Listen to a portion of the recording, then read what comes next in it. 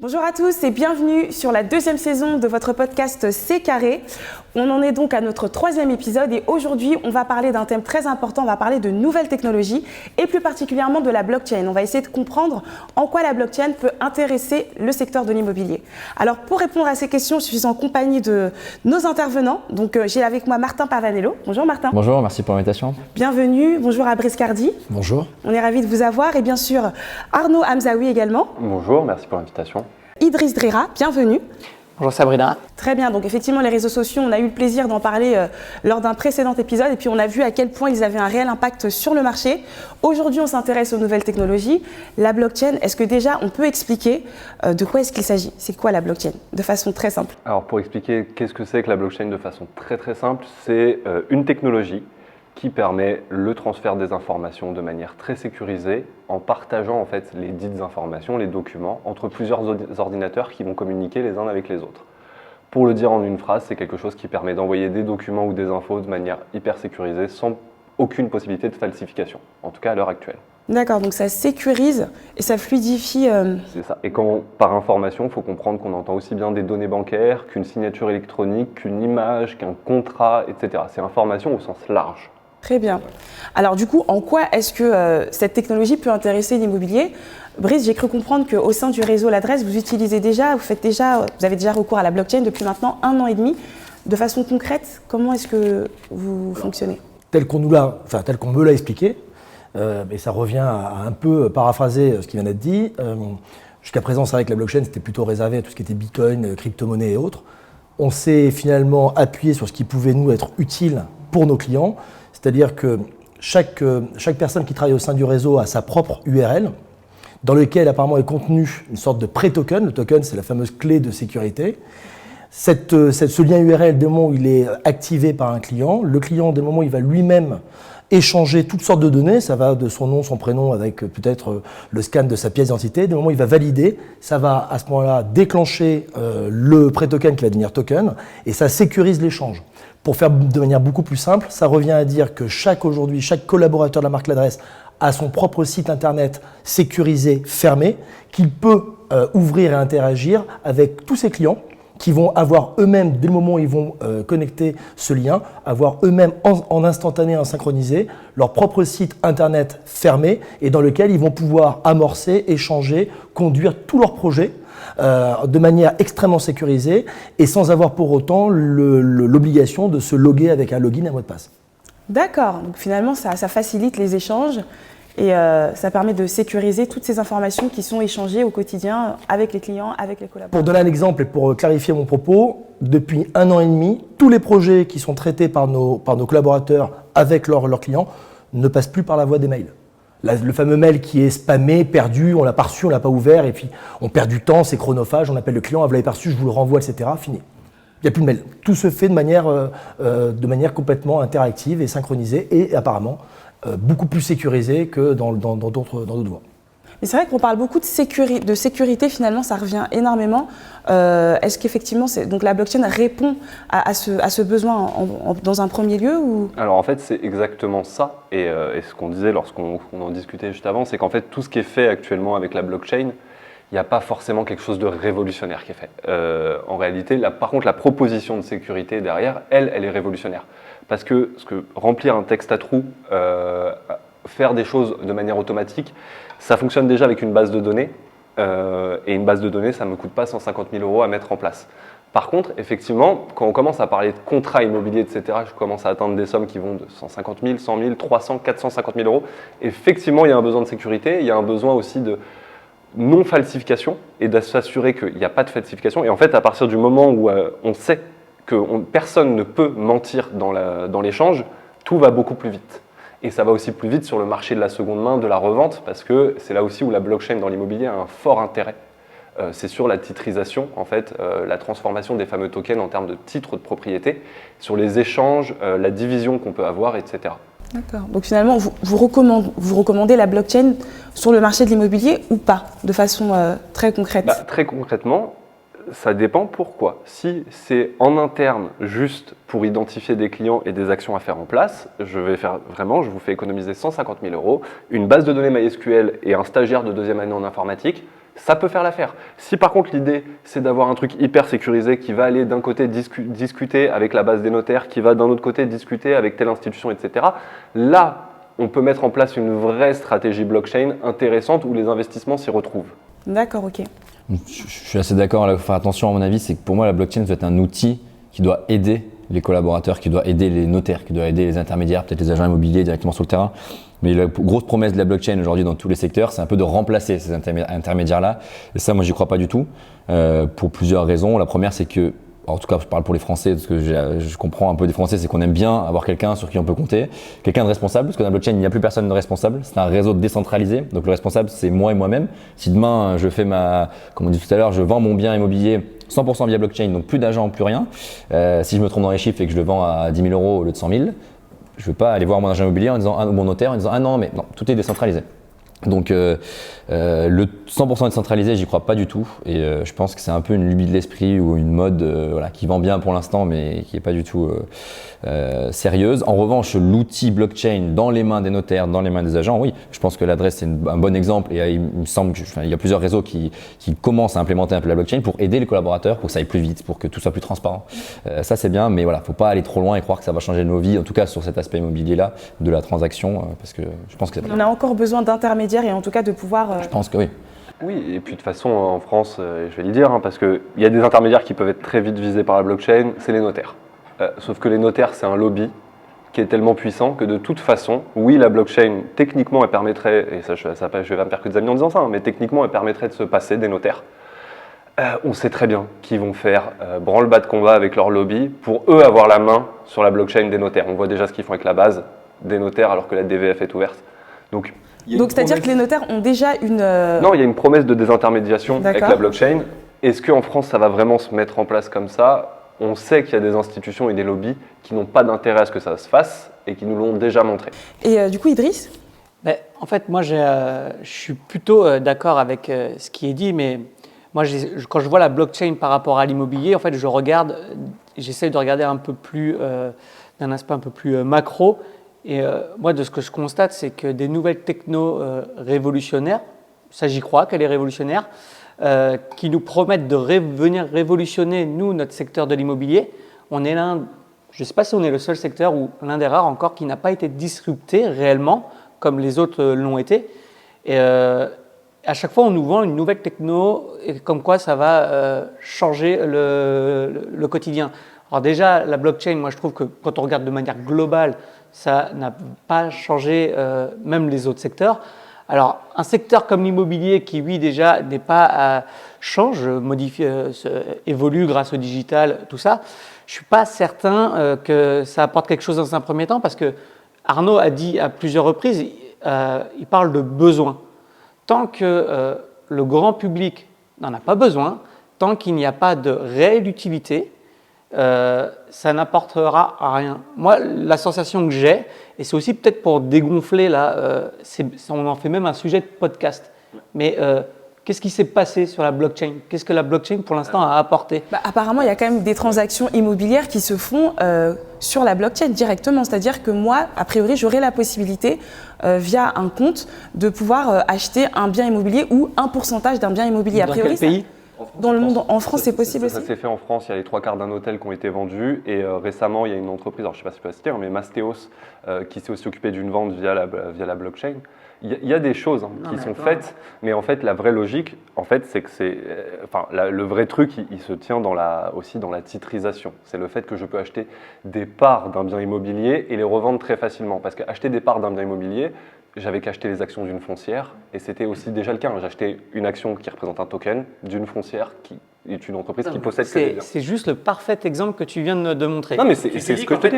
On peut déjà le faire. Et donc pour moi, ce que ça représente, les innovations dans la blockchain, c'est juste en fait des gens qui arrivent avec des solutions pour des problèmes qu'on n'a pas encore. Voilà, c'est une manière plus liquide quand même par rapport à la titrisation ou à la part de SCPI, c'est quand même une manière très liquide. Moi, je te parle pour le grand public. C'est-à-dire, alors juste qu'on puisse bien expliquer de manière très liquide, c'est-à-dire. C'est-à-dire que demain, j'achète une part du vin Boulevard Haussmann, je la revends dans la journée à Idriss si je veux. Que si j'achète des parts de SCPI, C'est-à-dire que les process sont c'est très rapide. C'est instantané, c'est fluide. Exactement. C'est un peu la promesse, mais la vraie question, c'est est-ce que cette promesse suffit à faire payer des utilisateurs? Et surtout, vous venez de prendre mes deux exemples qui sont criants, la transaction chez Mastéos et l'immeuble.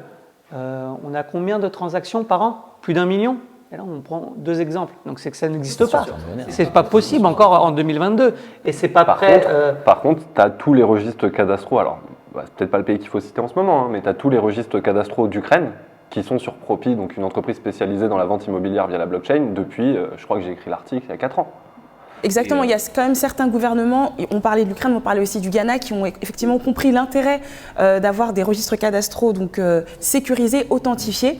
Et effectivement, a priori, ça peut être une solution. Mais ce n'est pas les gouvernements, ce n'est pas les entreprises en fait, qui comprennent. Là, actuellement, les Russes comprennent l'intérêt de la blockchain. Bah ouais, les banques sont en train de leur fermer toutes les portes, ils n'ont plus accès à leur argent. Quelque chose comme ça, avec le Bitcoin, n'importe quelle crypto-monnaie, ça ne peut pas arriver. Là, les Russes, ceux qui ont pris leur argent et qui ont investi dans les crypto-monnaies, ils comprennent l'intérêt d'avoir un système décentralisé. Nous, les Français, là, en 2022, si tu vas expliquer, on va expliquer à nos parents ce pourquoi c'est plus sécurité, parce que ça nous appartient.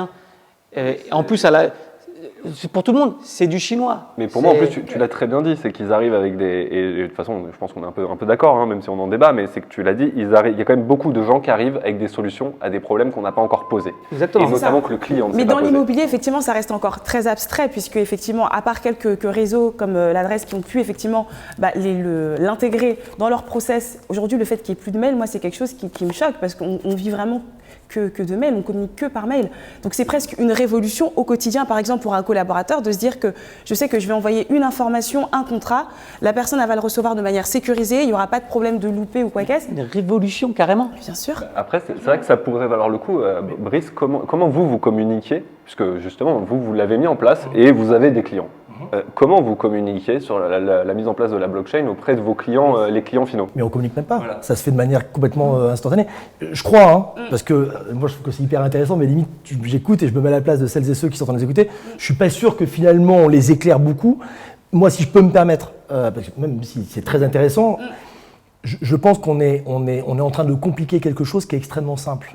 Ce qui fait que c'est compliqué, que ça intéresse et que ça devient un peu fantasmatique, c'est que jusqu'à présent, la blockchain, on en parle, et quand on en parle uniquement pour la crypto-monnaie. Et la crypto-monnaie, c'est quoi? C'est un argent virtuel. Et pour des générations auxquelles on appartient, et puis encore plus pour ceux qui sont avant nous, toucher à l'argent, toucher au portefeuille, expliquer que tout d'un coup c'est virtuel, on ne touche plus, il n'y a plus de billets, etc. Mais il faut savoir que le système et la Banque européenne, mais ça fait des années qu'elle planche sur le sujet. Et que ça nous pend au nez. La crypto-monnaie en Europe, elle va arriver un jour. La monnaie virtuelle, oui. Bien sûr, il y a des pays, alors je ne veux pas faire le sachant que je ne suis pas, mais il y a plein de pays développés aujourd'hui où il n'y a plus déjà d'argent liquide. C'est clair, net et précis. C'est vrai qu'on en parle plus sur l'aspect effectivement financier, mais très peu dans l'immobilier. Mais en fait, si vraiment on se soucie de la techno en elle-même, en plus, l'exemple a été donné tout à l'heure, le principe même de la blockchain, avec cette espèce de pré-token qui devient token, c'est clé sécurisée. Moi, quand j'ai dit à mes codeurs, ah bon, on fait de la blockchain, enfin, eux, ça ne les a pas... Ils sont remis à coder. Parce que pré-token qui devient token. Donc non, en fait, moi, ce qu'on m'a expliqué, c'est qu'en fait, tout ça, ça repose sur la notion de sécurité. Et cette clé de sécurité, celle qui vient finalement se substituer au fait de se loguer, de se plugger avec un login à mot de passe, elle est intégrée dans le lien que vous envoyez au client. Alors, soit un lien direct, c'est le parti qu'on a pris nous, c'est-à-dire que tous nos collaborateurs ont un lien URL, et à la fin de leur nom, leur prénom, de leur code agence, il y a / et il y a le fameux token qui est dedans. Et puis sinon, pour des échanges monétaires importants, des financiers, là, vous envoyez carrément le fameux jeton qui est le token, et c'est en activant ce token que ça vient sécuriser. Le point quand même sur lequel je pense qu'on ne reviendra jamais en arrière, au-delà de ça, c'est en effet le côté instantané, authenticité et sécurité. Ça, il faut quand même accepter l'idée. Est-ce que je rejoins parfaitement ce qui a été dit à ma droite sur l'histoire du lobby et compagnie, des officiers d'État que sont les notaires, etc. On est parfaitement d'accord. Aujourd'hui, s'il y a des pays qui utilisent cette technologie, c'est qu'elle est plus fiable et elle est plus rapide que celle qu'on utilise depuis toujours. Et ça, il faut l'accepter. Et donc nous, pour que les choses soient parfaitement claires, on n'est pas du tout là, le réseau d'adresse, pour inventer une monnaie parallèle pour acheter des biens immobiliers. On se contente juste de faciliter la relation client en rappelant en plus que plus on va aller vite sur la partie numérique et digitale, et plus on aura de temps à passer avec nos clients. Et ça n'enlève en rien le côté prise de décision qui repose sur la confiance, et la confiance, elle repose sur l'empathie et l'humain. Et ça, pour moi, ça n'enlève rien. Mais néanmoins, on parlait notamment tout à l'heure, on parlait de cette nouvelle technologie et du fait qu'il puisse y avoir même des agents virtuels. Donc ça reste quand même concret quelque part. Ça reste quand même peut-être une évolution du métier de l'immobilier, d'agent immobilier en utilisant cette technologie, ou pas? Agent immobilier virtuel. Exactement. C'est-à-dire que... Ça fait sourire tout le monde d'un coup là. C'est vrai? Et c'est-à-dire que je pense qu'on parle de, juste pour recentrer, je pense qu'on parle de l'agent immobilier dans le métaverse qui va vendre des terrains dans le métaverse. C'est ça. Alors, c'est la même logique que celle que Brice disait, c'est-à-dire qu'on parle beaucoup de la blockchain sous le couvert des crypto-monnaies. Pourquoi? Parce que les crypto-monnaies, c'est des gros chiffres que les journalistes, et j'en ai fait partie, ça fait cliquer, ça intéresse, machin. Et pareil pour les terrains. Aujourd'hui, ce qui est intéressant sur un terrain virtuel, c'est de savoir que le terrain, pour un truc virtuel, quelqu'un a payé 5 millions. Si je vous avais dit que sur le terrain, quelqu'un a payé 50 €, on n'en parlerait pas. Pourtant, The Sandbox, ça fait 5 ans, 6 ans qu'ils existent et les terrains se vendaient à 50 € l'année dernière. C'est juste que maintenant, on a commencé à mettre des millions, donc ça fait de l'appel, et derrière, ça fait de la retombée presse, de l'intérêt pour les investisseurs, Donc etc. on a la possibilité d'acheter des terrains virtuels, c'est bien ça? Et il y a des agents qui vont se positionner, qui vont faire de l'argent dessus, tout comme il y a 10 ans, il y a des agents qui sont devenus millionnaires en vendant des terrains sur Second Life.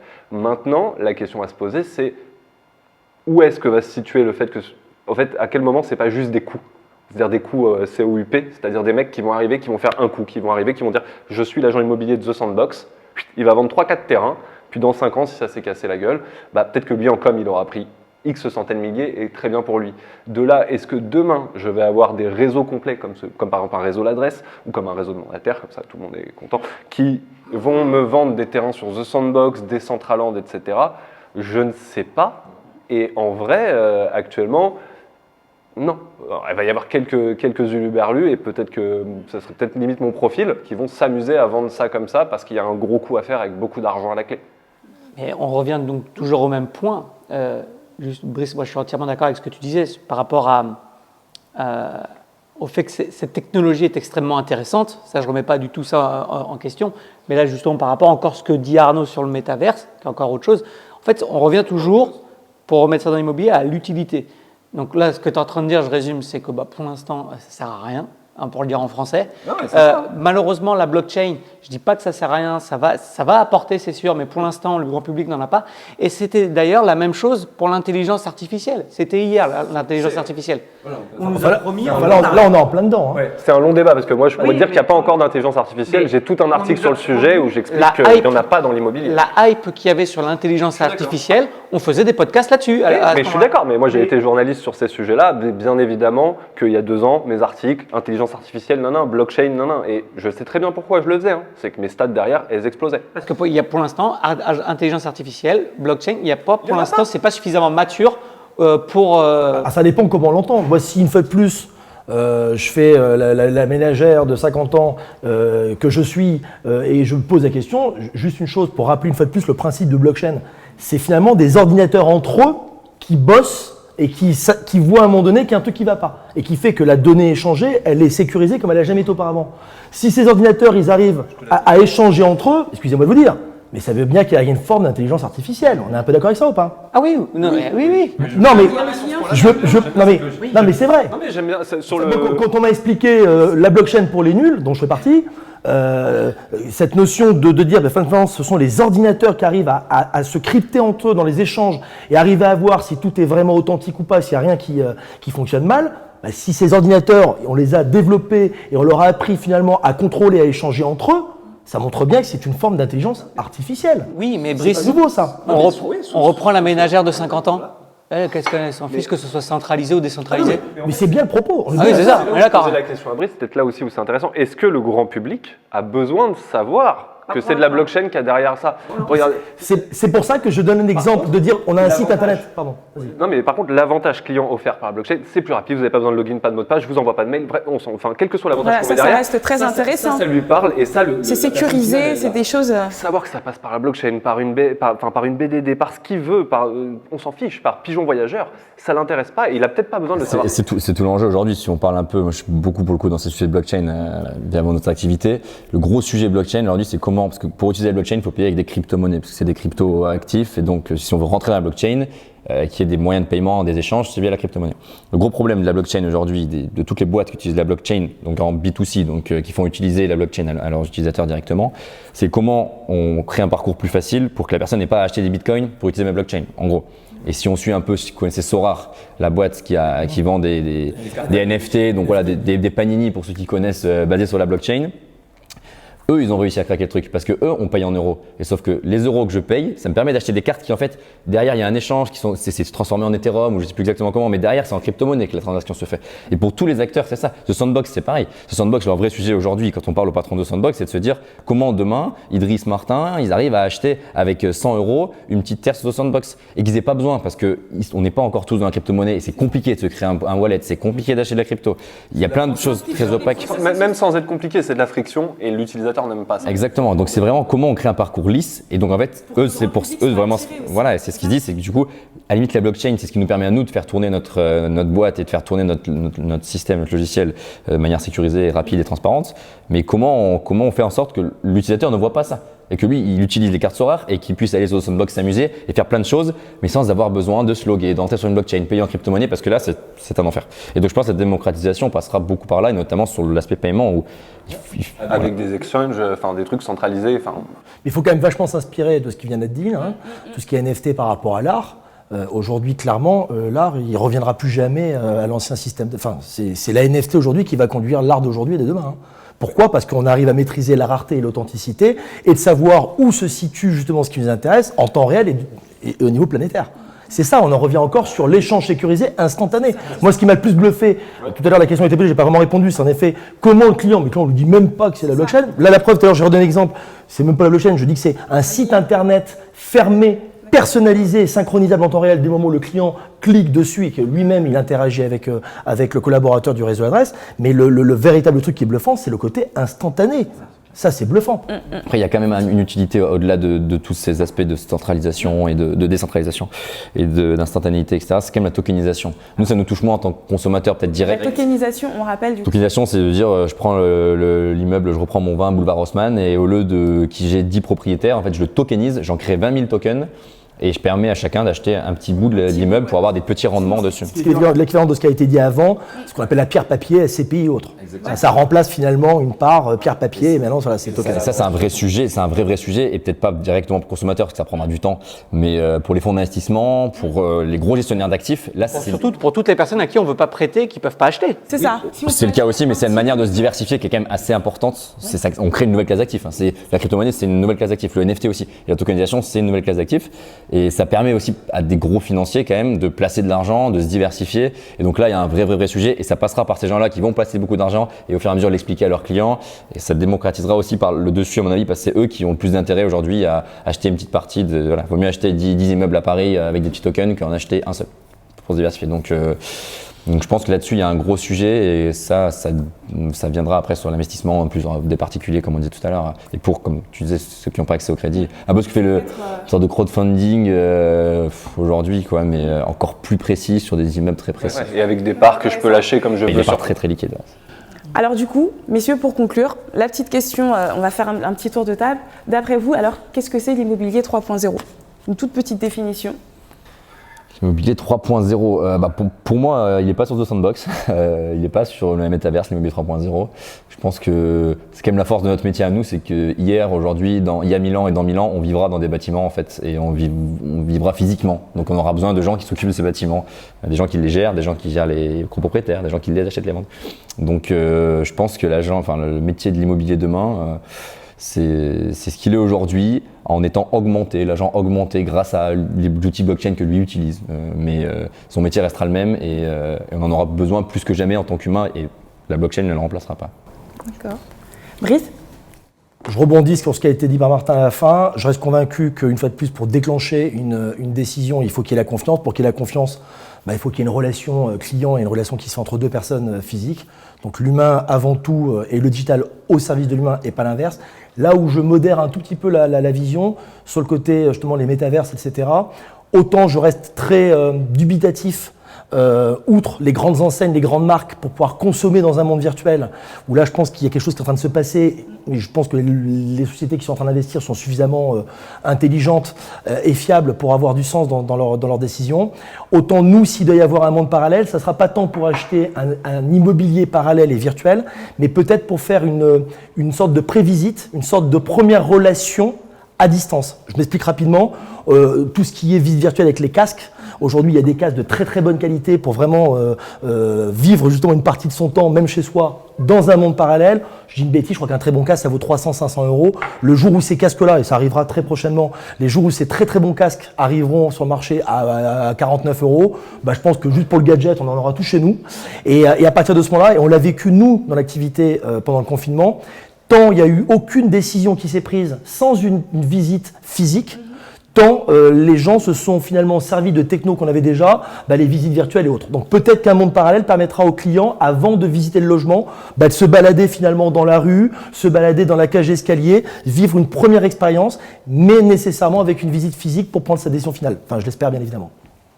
Arnaud, moi, je pense Immobilier que 3.0. Ouais, moi je pense qu'il y aura de la blockchain dedans, qu'elle sera pas forcément visible pour les utilisateurs, mais qu'ils seront en place pour tous les avantages qu'on a cités tous les uns ici, etc. La forme que ça prendra, métaverse, pas métaverse, ça je ne peux pas encore le dire, je ne le sais pas. Voilà, mais moi je suis très pressé je suis très pressé que les casques soient à 49 € parce que le mien m'a coûté 900 balles. Donc, Ah oui, c'est sûr que c'est pas la même chose. Idriss, du coup, pour conclure, l'immobilier 3.0. Moi, je ne sais pas ce qui sera. Je sais, la seule chose que je me dis, c'est que ce soit l'immobilier 3.0 ou le 4.0, 5.0, c'est que le jour où notre secteur se fera disrupter, je pense qu'il prendra tout d'un coup, en fait. Je ne sais pas si l'immobilier 3.0, par exemple, supprimera totalement la transaction. Mais si ce n'est pas la blockchain qui le fera, ça sera une autre techno à un moment. Et pareil, je pense qu'il le fera le jour où l'utilité sera, en fait, on n'aura pas le choix que de passer par ça. Mais peut-être une nouvelle forme aussi, parce qu'avec l'émergence des super propriétaires qui ont des milliers et des milliers de logements, on peut imaginer un immobilier où plus personne n'est propriétaire, on peut imaginer plein de choses. On peut même aller dans Matrix et imaginer qu'on a tous les casques, etc. Mais bon, je crois qu'il faut qu'on arrête. Soit ça se prend pas du tout, ou ça prend à la marge. Ou soit ça prend complètement. Voilà. D'accord. Messieurs, merci en tout cas d'avoir partagé avec nous et nos auditeurs, bien sûr, vos avis. Merci de nous avoir éclairés sur cette nouvelle technologie qu'est la blockchain. Je pense qu'on comprend mieux maintenant les enjeux. On se retrouve très prochainement. Restez connectés pour une nouvelle saison et de nouveaux sujets toujours aussi intéressants et passionnants. À très bientôt.